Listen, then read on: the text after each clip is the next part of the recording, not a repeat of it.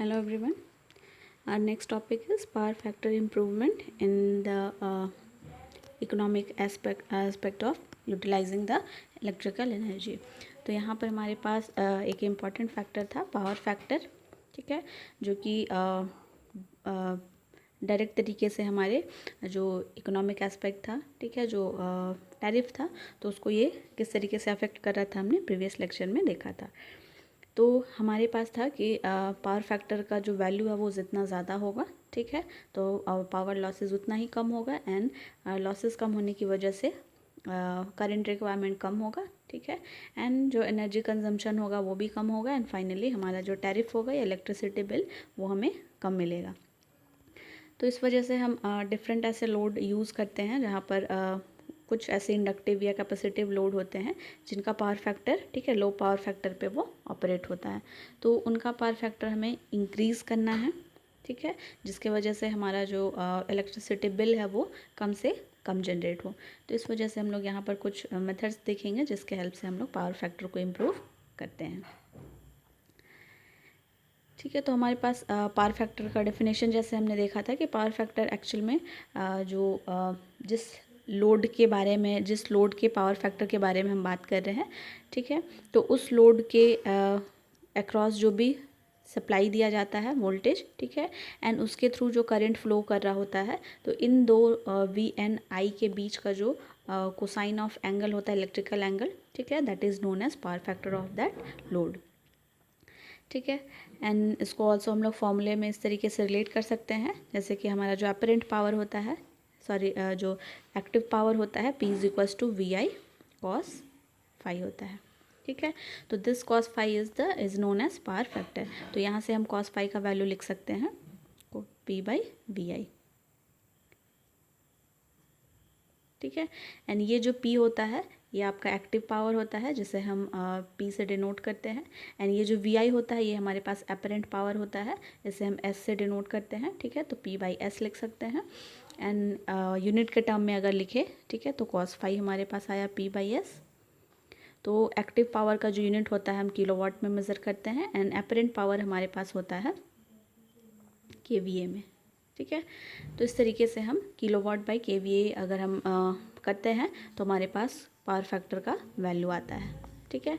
तो इसको हम लोग एक पावर फैक्टर ट्राइंगल, ठीक है, राइट एंगल ट्राइंगल होता है जो कि, या फिर इसे हम पावर ट्राइंगल भी कहते हैं, ठीक है। तो इस पावर ट्राइंगल के हेल्प से हम लोग इस तरीके से इसको एक्सप्रेस कर सकते हैं। तो यहाँ पर हम देख पा रहे हैं जो रियल पावर होता है इसको हम रियल एक्सिस में लेते हैं, रिएक्टिव पावर ये इमेजिनरी एक्सिस में होता है, एंड इन दोनों का जो रिजल्टेंट होता है it is known as apparent power, ठीक है। तो रियल पावर को हम लोग लिखते हैं P, ठीक है, एंड ये जो रियल पावर या एक्टिव पावर होता है दैट मीन्स कि जो हमारे इलेक्ट्रिकल सर्किट में कुछ ऐसे डिवाइसेस कनेक्टेड होते हैं जो कि एनर्जी को या फिर पावर को कंज्यूम करते हैं, ठीक है। तो उस तरह के जो पावर कंज्यूमिंग होता है that is known as real power, active power, ठीक है। तो इसको हम लोग लिखते हैं VI कॉस फाई, ठीक है। नेक्स्ट हमारे पास होता है रिएक्टिव पावर। तो ये reactive power due to capacitive या इंडक्टिव लोड की वजह से आता है, ठीक है। एंड इस तरीके का लोड जब हम लोग कनेक्ट करते हैं इलेक्ट्रिकल सर्किट में तो ये पावर डिलीवर भी करता है सोर्स को एज वेल एज ये सोर्स से पावर रिसीव भी करता है, ठीक है। एक साइकिल में हो सकता है कि ये पावर रिसीव कर रहा है, ठीक है। कैपेसिटर एंड इंडक्टर जो हम लोग जानते हैं ये लोग एनर्जी स्टोरेज डिवाइसेस है, ठीक है, एलिमेंट्स है। तो ये फर्स्ट हाफ साइकिल में हो सकता है कि एनर्जी सप्लाई से लेकर ये स्टोर करता है, and next negative half cycle में ये सोर्स को या फिर दूसरे जो भी कंपोनेंट्स कनेक्टेड हो उसको ये एनर्जी या पावर डिलीवर करता है, ठीक है। तो इस तरीके का जो डिवाइसेस कनेक्टेड होता है ये रिएक्टिव पावर को कंज्यूम या, ठीक है, सप्लाई करता है। तो ये आपका इमेजिनरी एक्सिस में होता है, इसको हम लोग Q से डिनोट करते हैं, एंड इसका जो फॉर्मूला होता है उसको हम लोग निकाल सकते हैं VI साइन फाई, ठीक है। ये आपका हॉरिजॉन्टल कंपोनेंट होता है, ये वर्टिकल कंपोनेंट होता है, सो जैसे यहाँ पे हम लोग साइन फाई लेते हैं, एंड इन दोनों का जो रिजल्टेंट होता है that is apparent power S, ठीक है, एंड इसे हम लोग VI से डिनोट करते हैं। इसके यूनिट्स की अगर हम बात करें, ठीक है, तो एक्टिव पावर हम किलोवाट में मेज़र करते हैं, ठीक है। रिएक्टिव पावर Q जो होगा ये हम लोग किलो वोल्ट एम्पियर रिएक्टिव में करते हैं, ठीक है। तो हम लोग इसको किलोवार या मेगावार, ठीक है, ठीक है, ये भी आपका किलोवाट या मेगावाट में हो सकता है। ठीक है, तो क्यू के लिए या रिएक्टिव पावर के लिए हमारा यूनिट किलोवार या फिर मेगावार हो सकता है। एंड यहाँ पर हमारे पास इसको हम लोग केवीए में मेज़र करते हैं। ठीक है, तो इनको हम इस तरीके से पावर ट्रायंगल में, जो कि एक राइट एंगल ट्रायंगल होता है, इस तरीके से एक्सप्रेस कर सकते हैं।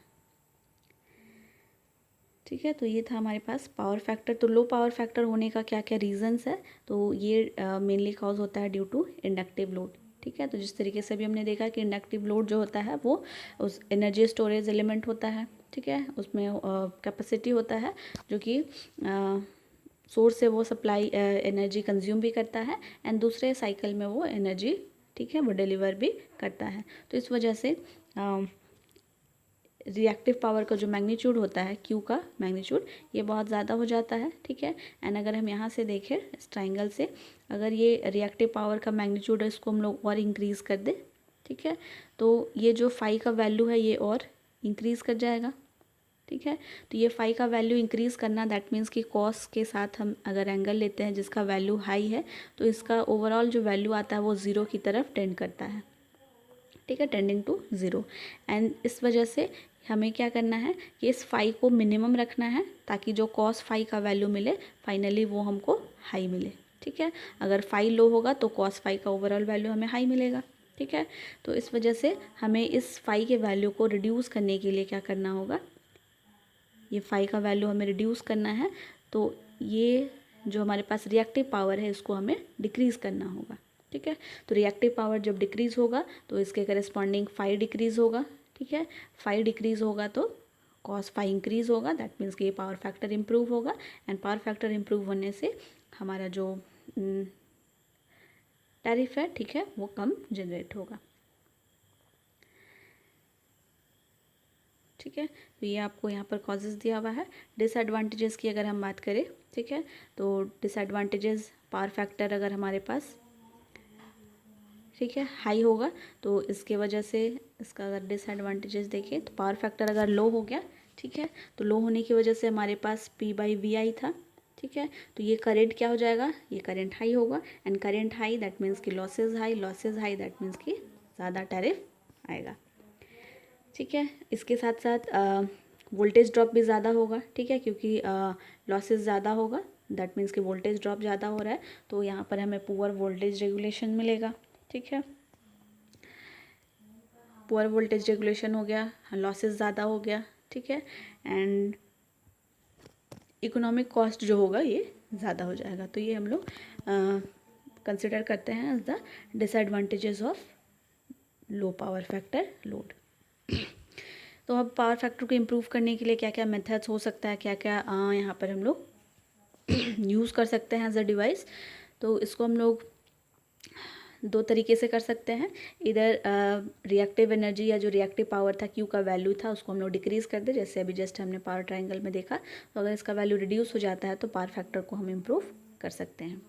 ठीक है, इसके लिए क्या कर सकते हैं, जो भी मोटर्स या ट्रांसफार्मर्स, मेनली जो इंडक्टिव एपरेटस है, ठीक है, जो कि रिएक्टिव पावर कंज्यूम करते हैं, डिलीवर करते हैं, जिसकी वजह से रिएक्टिव पावर का रोल आ रहा है, तो इस तरीके का एपरेटस या डिवाइसेस हम लोग अगर यूज़ में नहीं है तो हम सर्किट से एलिमिनेट कर सकते हैं। ठीक है, दूसरा हम कर सकते हैं avoid supplying equipment with voltage in excess of the rated voltage. ठीक है, जो रेटेड वोल्टेज वी रेटेड दिया हुआ है, इससे एक्सेस ज़्यादा सप्लाई देकर हम लोड को ऑपरेट नहीं कराएंगे। एंड दूसरा तरीका हम ऑप्ट कर सकते हैं, ठीक है, कंपनसेशन प्रोसेस। ठीक है, तो ये कंपनसेशन दैट मीन्स कि हम यहाँ पर एक तरीके का कंपनसेटर लगाएंगे। दैट मीन्स कि हमारे इलेक्ट्रिकल सर्किट में जितना रिएक्टिव पावर, ठीक है, कंज्यूम करने वाला अगर डिवाइस है, तो उतना ही रिएक्टिव पावर जनरेट करने वाला भी डिवाइस अगर हम सर्किट में एम्प्लॉय कर दे, तो यहाँ पर ओवरऑल जो रिएक्टिव पावर का प्रेजेंस होगा ये न्यूट्रलाइज हो जाएगा एंड यहाँ पर या मिनिमम होगा कह सकते हैं। तो क्यू का वैल्यू जब मिनिमम हो जाएगा तो इससे भी हम पावर फैक्टर को इम्प्रूव कर सकते हैं। ठीक है, तो पहला हम लोग देखते हैं किस तरीके से हम कंपनसेटर की तरह हम यूज़ कर सकते हैं। तो एज अ कंपनसेटर हम यूज़ कर सकते हैं सिंक्रोनस कंडेंसर्स आता है, ठीक है, फेज़ एडवांसर आता है, या तीसरा हमारे पास कैपेसिटर। तो इन तीनों या इसके अलावा और भी कुछ इस तरीके के कंपनसेटिंग डिवाइसेस आते हैं, उनका यूज़ करके हम पावर फैक्टर को इम्प्रूव कर सकते हैं। ठीक है, तो सिंक्रोनस कंडेंसर के हेल्प से किस तरीके से हम पावर फैक्टर इम्प्रूव करेंगे।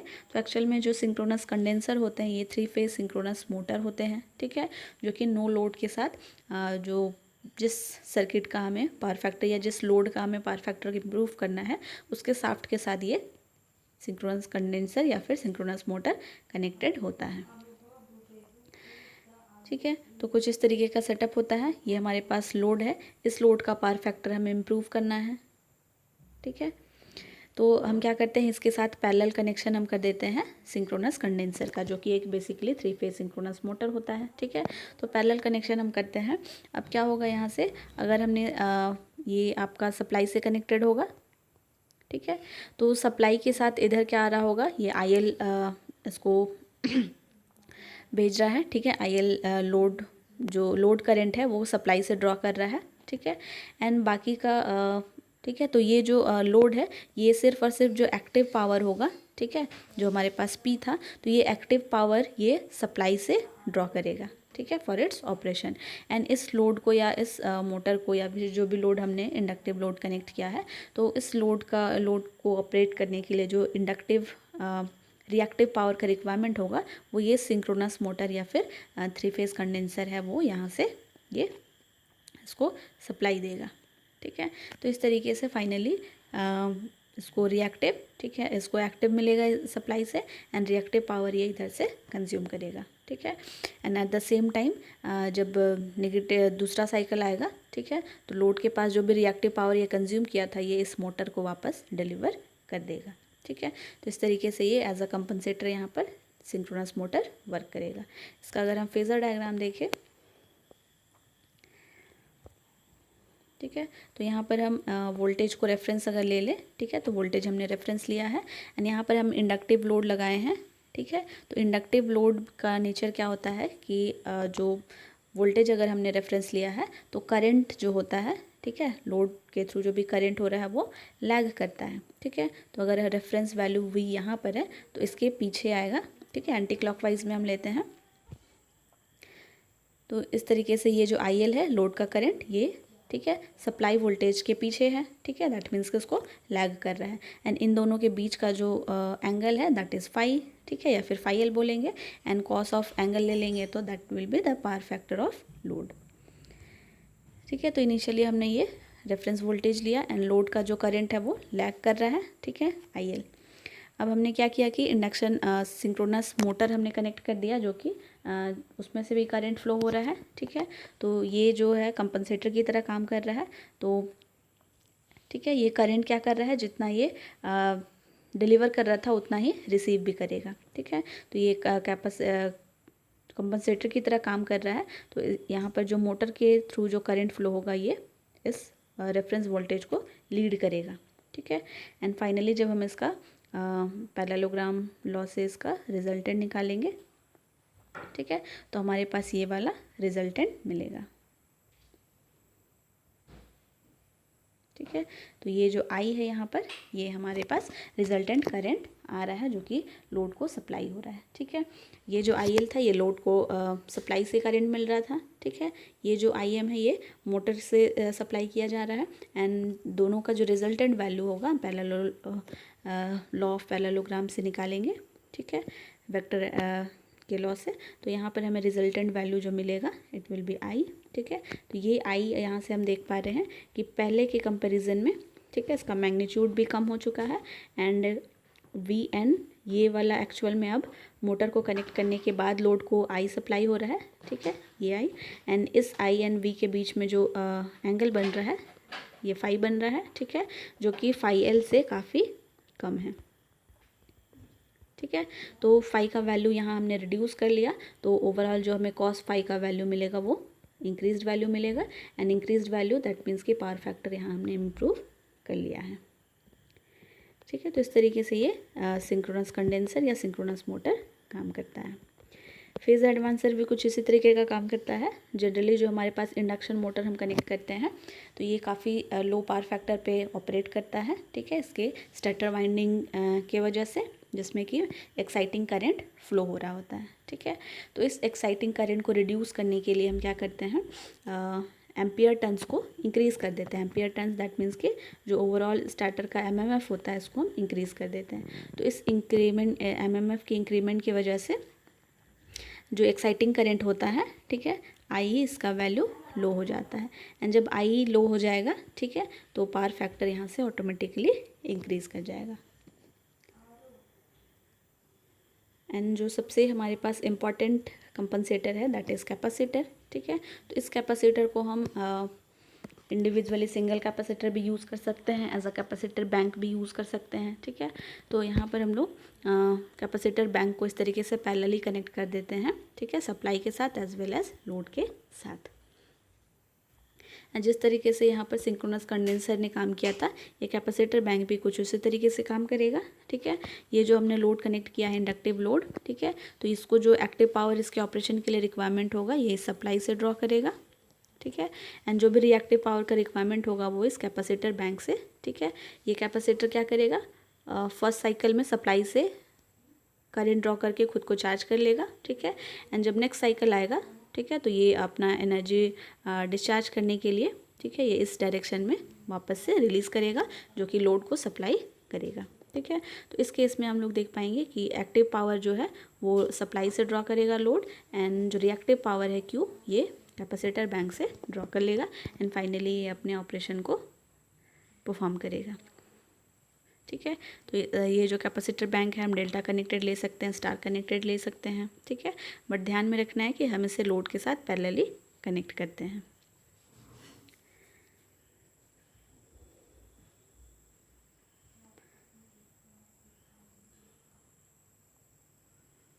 ठीक है, सेम यहाँ पर आपको डिस्क्रिप्शन दिया हुआ है किस तरीके से हम कैपेसिटर का यूज़ करके हम पावर फैक्टर को इम्प्रूव कर सकते हैं, ठीक है। मेथड्स है यहाँ पर हम स्टैटिक या फिक्स्ड पावर फैक्टर करेक्शन, जिसके लिए हम फिक्स्ड वैल्यू वाला कैपेसिटर, फिक्स्ड कैपेसिटर्स का यूज़ करके हम रिएक्टिव पावर, ठीक है, इलेक्ट्रिकल सिस्टम में इंजेक्ट कर सकते हैं। एंड दूसरा है हमारे पास सेंट्रल और bulk power factor correction, that means कि हम बैंक ऑफ कैपेसिटर का भी यूज़ कर सकते हैं फॉर पावर फैक्टर करेक्शन, ठीक है। तो इसके लिए कुछ न्यूमेरिकल्स परफॉर्म करने के लिए कुछ कैलकुलेशन यहाँ पर किया गया है। तो एक एग्जांपल लिया गया है, यहाँ पर हमने एक इंडक्टिव लोड लिया है, ठीक है। ये प्योरली इंडक्टिव लोड नहीं है, इसमें रेजिस्टेंस का भी कुछ वैल्यू है एंड इंडक्टेंस का भी कुछ वैल्यू है। सो इसका अगर हम फेजर डायग्राम ड्रॉ करेंगे, ठीक है, एंड पावर फैक्टर इंप्रूव करने के लिए हमने पैरेलल में एक single capacitor, fixed capacitor connect किया हुआ है, ठीक है। तो इनिशियली हमारे पास ठीक है, हमने जो वोल्टेज अप्लाई किया हुआ है तो इसको हम लोग एज अ रेफरेंस ले लेते हैं, ठीक है। अब यहाँ पर जो लोड के थ्रू जो करंट फ्लो हो रहा है दैट इज़ आई, ठीक है। ये प्योरली इंडक्टिव नहीं है, इसके वजह से इसका जो इस V से जो करंट लैग करेगा, ठीक है, ये 90 डिग्री नहीं होगा, 90 डिग्री से कम होगा, ठीक है। तो ये फाइनली यहाँ पर आई इस तरीके से 5-1 एंगल से लैग कर रहा है, ठीक है। यहाँ पर हम IC देख रहे हैं, तो कैपेसिटर के अक्रॉस के थ्रू जब भी करंट फ्लो करता है वो वोल्टेज से लीड करता है, ठीक है। तो एंटी क्लॉकवाइज यहाँ पर देखेंगे तो ये IC जो है ये लीड कर रहा है, ठीक है, 90 डिग्री से, ठीक है। ये प्योरली कैपेसिटर है, इसके साथ रेजिस्टेंस का वैल्यू नहीं है, इस वजह से ये कंप्लीट 90 डिग्री से लीड करेगा, ठीक है, सप्लाई वोल्टेज को, ठीक है। अब हमारे पास है ये जो लोड का करंट है आई, ठीक है, इसका हम कंपोनेंट में इसको ब्रेक करेंगे तो हमारे पास हॉरिजॉन्टल कंपोनेंट है एंड वर्टिकल कंपोनेंट आएगा, ठीक है। तो हम इसको ब्रेक कर लेते हैं, ये आपका हॉरिजॉन्टल कंपोनेंट आ जाएगा, ये हमारे पास वर्टिकल कंपोनेंट आ जाएगा, ठीक है। एंड अब हम यहाँ से देखेंगे अगेन, हम इस IC का अगर हम vertical and horizontal component break करें तो ये भी कुछ इसी एक्सिस में आएगा, ठीक है। हॉरिजॉन्टल हमें इसी एक्सिस पे मिलेगा, हॉरिजॉन्टल कंपोनेंट यहाँ पे मिलेगा एंड वर्टिकल कंपोनेंट यहाँ पे मिलेगा। तो यहाँ पे हम देख पा रहे हैं कि IC जो है, ठीक है, इसका जो वर्टिकल कंपोनेंट है दैट मीन्स कि IC साइन फाई हम लेंगे, ठीक है। इसका जो एंगल है V के साथ, ये अगर हम 90 डिग्री ले लें, ठीक है। तो IC sin 90 हम जो देख रहे हैं यहाँ पे, ठीक है, ये जो मैग्नीट्यूड है IC का, हमें यहाँ पर भी कुछ इस तरीके से मिलेगा, ठीक है। तो फाइनली अगर हम देखें तो यहाँ पर जो IC है इसका जितना मैग्नीट्यूड होगा, ठीक है, इसके कंपेरेटिव I का जो वर्टिकल कंपोनेंट है, ठीक है, इसका मैग्नीट्यूड कहीं ज़्यादा है। तो फाइनली जो इन दोनों का जो रिजल्टेंट बनेगा, दैट मीन्स कि IC का वर्टिकल कंपोनेंट एंड I का वर्टिकल कंपोनेंट के बीच फाइनल रिजल्टेंट जो बनेगा वो जिसका मैग्नीट्यूड ज़्यादा होगा उस डायरेक्शन में बनेगा, ठीक है। एंड दोनों का मैग्नीट्यूड का डिफरेंस फाइनली रिजल्टेंट मिलेगा। तो इस I sin phi में से अगर हम IC sin phi को माइनस कर दे तो हमारे पास, ठीक है, इसके इक्वल मैग्नीट्यूड का अगर हम यहाँ से रिमूव कर दे, ये वाला पार्ट इक्वल है, ठीक है, तो ये आपस में कैंसिल आउट हो जाएंगे। तो हमारे पास फाइनल जो वैल्यू मिलेगा, ठीक है, ये वाला मैग्नीट्यूड हमारे पास रह जाएगा, ठीक है। तो इस IC and I sin phi को कैंसिल करने के बाद हमारे पास जो मैग्नीट्यूड है, ठीक है, वर्टिकल कंपोनेंट का, ये हमारे पास ये येलो पार्ट वाला रह गया एंड ये वर्टिकल हॉरिजॉन्टल कंपोनेंट हमारे पास ये है। अब यहाँ से अगेन हम रिजल्टेंट निकालेंगे लॉ ऑफ पैरेललोग्राम से, तो हमारे पास ये वाला रिजल्टेंट मिलेगा, दैट इज़ I डैश, ठीक है। अब यहाँ से हम देख पा रहे हैं कि पहले हमारे पास लोड के थ्रू जो करंट फ्लो कर रहा था वो I था, ठीक है, जो कि V के साथ एंगल phi 1 बना रहा था, ठीक है। अब यहाँ पे रिजल्टेंट यानी कि रिजल्टेंट जो लोड के थ्रू करंट जा रहा है वो I डैश हो गया, ठीक है, एंड phi 2 का वैल्यू या फिर V एंड I के बीच जो एंगल है वो अब रिड्यूस हो चुका है, ठीक है। तो यहाँ से हम देख पा रहे हैं कि phi 1 is greater than phi 2, ठीक है, phi 2 अब कम हो चुका है। तो यहाँ से हमने V एंड I के बीच में एंगल को रिड्यूस कर लिया है, ठीक है। तो ओवरऑल हमारे पास cos phi का वैल्यू भी इंक्रीज़ कर जाएगा एंड इस तरीके से हम लोग यहाँ पर पावर फैक्टर को इम्प्रूव कर पा रहे हैं, ठीक है।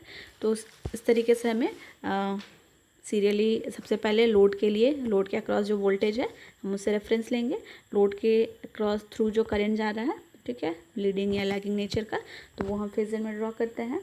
ये IC हमने देखा कि ये वोल्टेज के साथ लीड कर रहा है, ठीक है, एंड इसके बाद हम इनका कंपोनेंट्स में इनको ब्रेक करेंगे, ठीक है। तो ये I का वर्टिकल कंपोनेंट यहाँ पर आएगा, इसका हॉरिजॉन्टल कंपोनेंट यहाँ पर आएगा। सेम मैनर में IC का भी कंपोनेंट्स ब्रेक करेंगे, vertical and horizontal, and finally यहाँ पर जो हॉरिजॉन्टल वर्टिकल कंपोनेंट होगा वो यहाँ से कैंसिल आउट हो जाएगा। तो हमारे पास जो रिजल्टेंट बचेगा, ठीक है, ये वाला मैग्नीट्यूड आएगा एंड अगेन इस वर्टिकल एंड हॉरिजॉन्टल कंपोनेंट का रिजल्टेंट हमारे पास ये I डैश आएगा, ठीक है। तो इस तरीके से इन दोनों के बीच का जो एंगल होगा वो हम फाइनल एंगल लेंगे, ठीक है, फाई का वैल्यू लेंगे एंड यहाँ से हम cos phi का वैल्यू निकालेंगे। तो फाइनली हमारे पास cos phi का वैल्यू इंक्रीज़ हो जाएगा। तो यहाँ से हम पावर फैक्टर को इम्प्रूव कर पाएंगे,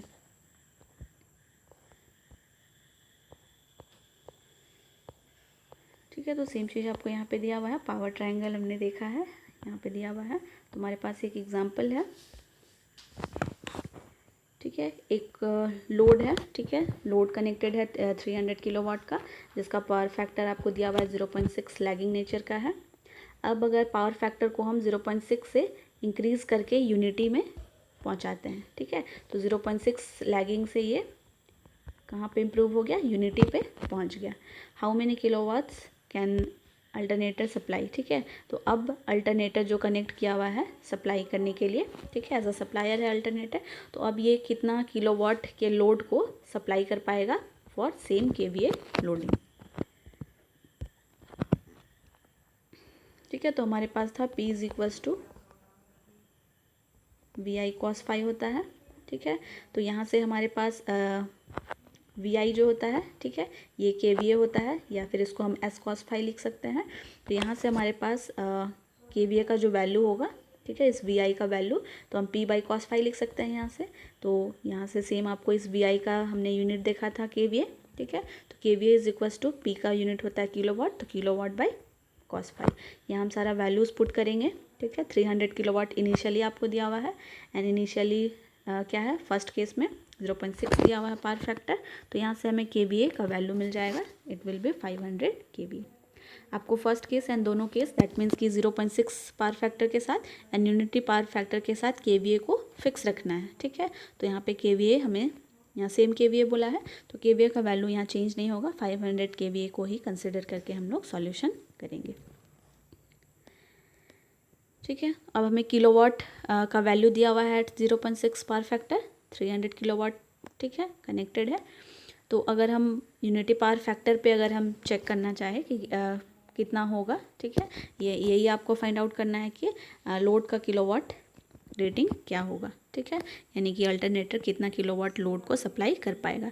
तो सेम फॉर्मूले से आप यहाँ पे पुट करेंगे, ठीक है। तो किलोवाट का वैल्यू आपको KVA इंटू पावर फैक्टर मिलेगा, ठीक है।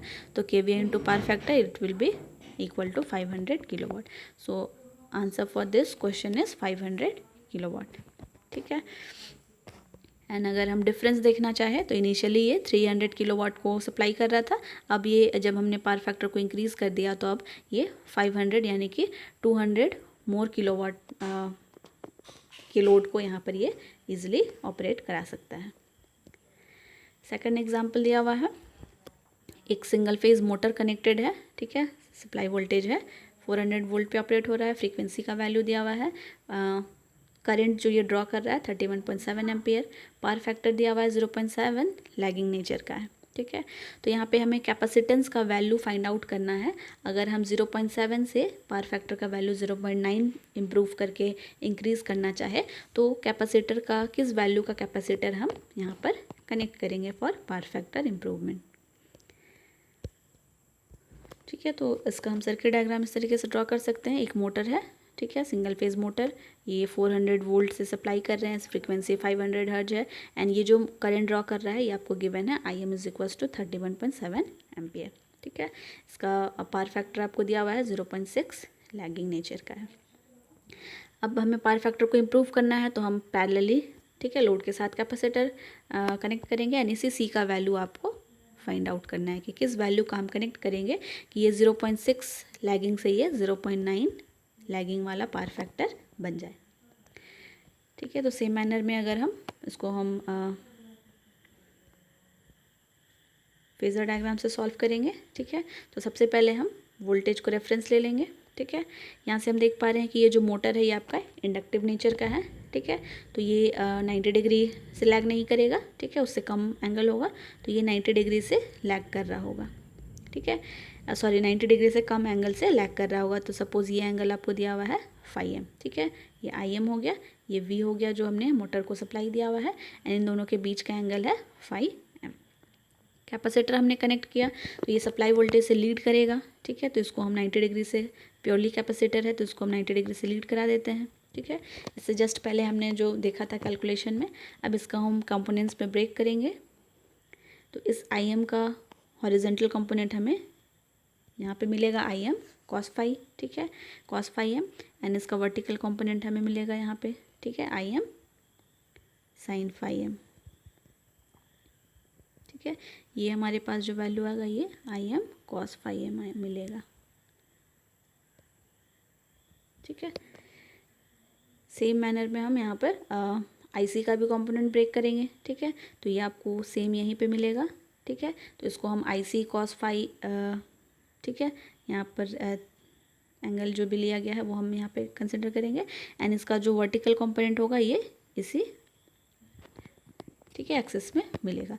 अब यहाँ पे IC का जो वर्टिकल कंपोनेंट है, ठीक है, IC साइन, ये आपको ये एंगल लिया गया है, ठीक है, तो ये एंड ये है आपका IM का वर्टिकल कंपोनेंट है।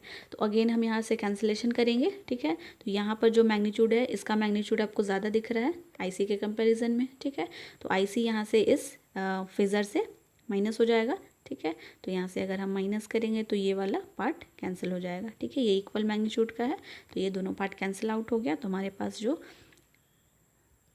पार्ट बचेगा, ठीक है, ये वाला अब हमारे पास है। अब यहाँ से हमारे पास फाइनली, ठीक है, ठीक है, तो ये वाला हम इसका रिजल्टेंट ले लेंगे अब, ठीक है। आई अब का अब यहाँ पर आ गया है, ठीक है, क्योंकि हमने वर्टिकल कंपोनेंट अब जो है IM का वर्टिकल कंपोनेंट, इसका मैग्नीट्यूड इतना आ रहा है रिजल्टेंट, तो यहाँ से आपको I का, ठीक है, I रिजल्टेंट मिल जाएगा। ये I रिजल्टेंट मिल गया तो यहाँ से हम पैरेललोग्राम ड्रॉ कर लेंगे, ठीक है। एंड ये आपका रिजल्टेंट वैल्यू हो गया। यानी कि कैपेसिटर को लगाने के बाद, कनेक्ट करने के बाद अब जो मोटर के, ठीक है, करंट डिवाइड हो जाएगा। ये जो इनिशियली तो ये पूरा का पूरा आई यहाँ पर आ रहा था, ठीक है, बट जब हमने कैपेसिटर कनेक्ट किया तो अब यही करंट क्या हो गया था, यहाँ पे डिवाइड हो गया, ठीक है। तो पहले आई आ रहा था, अब इनिशियली, ठीक है, जब ये वाला पार्ट नहीं था, ठीक है, तो यही सेम करंट यहाँ पे फ्लो हो रहा था पूरा, ठीक है, I is equals to I M था। बट जैसे ही हमने कैपेसिटर कनेक्ट किया तो अब यही करंट दो पार्ट में डिवाइड हो गया, ठीक है। तो इस वजह से मोटर के अक्रॉस जो करंट गया वो उसका मैग्नीट्यूड डिक्रीज कर गया, ठीक है। तो इसका रिजल्टेंट फाइनली हमें यहाँ पर मिलेगा। एंड जब यहाँ पर ये करंट आ गया है, ठीक है, तो वी एंड आई के बीच का जो एंगल है वो पहले के कंपेरिजन में कम हो चुका है, ठीक है। अभी हमारे पास ये वैल्यू है, इनिशियली हमारे पास ये था, ठीक है। तो यहाँ से 5 को हमने रिड्यूस कर लिया है, तो हमारे पास पावर फैक्टर इम्प्रूव हो जाएगा। तो हमें यहाँ से निकालना क्या था, कैपेसिटेंस का वैल्यू निकालना था। तो अगर हम यहाँ से आई एम का, ठीक है, ये वाला पार्ट निकालेंगे तो I M cos phi M हो जाएगा। तो आई एम का वैल्यू आपको दिया हुआ है 31.7, कॉस फाई एम, ठीक है, ये आपको पावर फैक्टर दिया हुआ है 0.7, इसका वैल्यू आपको इतना मिलेगा, ठीक है। एक्टिव कंपोनेंट ऑफ आई निकालेंगे अब, दैट मीन्स कि हॉरिजेंटल कंपोनेंट ये वाला आई है, तो इसका हॉरिजेंटल कंपोनेंट भी आपको सेम जो ये वाला पार्ट था, ठीक है, यानी कि active component of I M and active component of I equal मिलेगा, ठीक है, ये आपको इक्वल मिलेगा। बट यहाँ से आई का वैल्यू आपको अगर निकालना हो, ठीक है, आई एम का मैग्नीट्यूड तो हमें गिवन है क्वेश्चन में, यहाँ से हम आई का वैल्यू निकालेंगे, ठीक है। तो ये आपको मालूम है, एक्टिव कंपोनेंट का मैग्नीट्यूड मालूम है, ठीक है, कॉस फाई हमें पता है कि हम 0.9 पे चले गए हैं 0.7 से, तो यहाँ से हमें इस आई का मैग्नीट्यूड मिल जाएगा, ठीक है। It will B 22.19 divided by power factor, ठीक है, 24.65 एम्पियर मिलेगा। सेम मैनर में हम इसका रिएक्टिव कंपोनेंट या वर्टिकल कंपोनेंट भी निकाल लेंगे, ठीक है। एंड यहाँ पर हमारे पास sine square theta plus cos square theta is equals to 1 होता है, ठीक है। तो सेम मैनर में अगर हमारे पास cos theta I cos theta का वैल्यू हमें मालूम है 22.19, ठीक है, तो यहाँ से हम साइन फाई का वैल्यू निकाल सकते हैं। अगर कॉस फाई हमें दिया हुआ है 0.9 दिया हुआ है, ठीक है, तो इस फॉर्मूले का यूज़ करके हम साइन फाई का वैल्यू निकाल लेंगे, ठीक है, रूट अंडर 1 माइनस 0.9 का होल स्क्वायर। तो यहाँ से हमें वैल्यू मिलेगा, ठीक है, रिएक्टिव कंपोनेंट आई का, ठीक है। अब यहाँ से हम देख पा रहे हैं कि जो आईसी का मैग्नीट्यूड है, ठीक है, ये आईसी का मैग्नीट्यूड हमें कैसे मिलेगा, अगर हम जो reactive component of I M है इसमें से अगर हम रिएक्टिव कंपोनेंट ऑफ आई को, ठीक है, ये वाला पार्ट क्या है, ये कंप्लीट हमारे पास reactive component of I M है, ठीक है, एंड ये वाला जो पार्ट है ये हमारे पास रिएक्टिव कंपोनेंट ऑफ आई है, ठीक है। तो अगर हम reactive component of I M में से रिएक्टिव कंपोनेंट ऑफ आई को माइनस कर दे तो ये वाला पार्ट मिल जाएगा हमें, और ये किसके इक्वल है, आईसी के मैग्नीट्यूड के इक्वल है। तो सेम तरीके से हम यहाँ पर परफॉर्म करेंगे, ठीक है, I C is equals to reactive component of I M minus reactive component of I, values हम पुट करेंगे तो हमारे पास आई सी का वैल्यू मिलेगा, ठीक है, 11.85 एम्पियर। अब जो आई का फॉर्मूला होता है I is equals to V by R होता है, ठीक है, तो आई सी हमें निकालना है, तो आई सी के केस में हम रेजिस्टेंस का वैल्यू या रिएक्टेंस लेंगे, ठीक है, तो एक्स सी लेंगे, एंड इस एक्स सी का वैल्यू होता है 1/2 पाई एफ सी, ठीक है। तो एक्स सी का वैल्यू हम 1/2 पाई एफ से पुट करेंगे, तो इस तरीके से हमारे पास फॉर्मूला जनरेट होगा, एंड यहाँ पर हम सारा वैल्यू पुट करेंगे। वी आपको दिया हुआ है 400, 2 पाई का वैल्यू लेंगे, एफ आपको दिया हुआ है 50, एंड आई सी हमें मालूम है, तो यहाँ से हम सी का वैल्यू कैलकुलेट कर लेंगे, and it will B 94.3 micro farad. That means कि 94.3 माइक्रो फैराड का कैपेसिटर जब हम इस मोटर के अक्रॉस कनेक्ट करेंगे तब हम इसका जो लोड है, ठीक है, लोड का जो पावर फैक्टर है वो 0.7 से इंक्रीज़ करके हम 0.9 पे जा सकते हैं, एंड फाइनली हम पावर फैक्टर को इम्प्रूव करके, ठीक है, जो भी एडवांटेजेस हैं हम वो गेन कर सकते हैं, ठीक है। So that's all about the power factor, ठीक है, पावर फैक्टर इम्प्रूवमेंट मेथड्स, कुछ न्यूमेरिकल्स यहाँ पे हमने देखा, एंड इस तरीके से हम पावर फैक्टर को इम्प्रूव करके फाइनली हमारे पास जो टैरिफ है हम उसको ठीक है, रिड्यूस कर सकते हैं। एंड ऑल्सो पावर लॉस को हम रिड्यूस कर सकते हैं एंड जो वोल्टेज रेगुलेशन है हम उसको इम्प्रूव कर सकते हैं। Okay, that's all. Thank you everyone.